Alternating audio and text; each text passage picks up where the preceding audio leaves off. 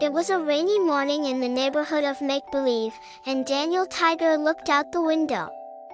"Ugga mugga, it's raining again," he said with a sigh. He really wanted to play outside with Miss Elena and Prince Wednesday.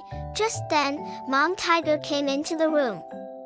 "Daniel, even when it rains, we can find something fun to do," she said with a smile. Daniel thought for a moment and then said, "Can we make a rainy day tent?" "Great idea," said Mom Tiger. They gathered pillows, blankets, and flashlights, and built a cozy tent in the living room. Daniel brought in some books and his stuffed tiger, Taiji.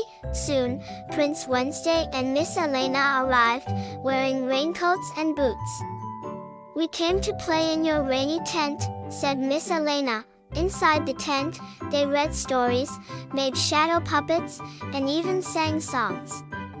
They learned that even rainy days can be wonderful with friends and imagination. Daniel smiled and said, "Rainy days can be fun, too."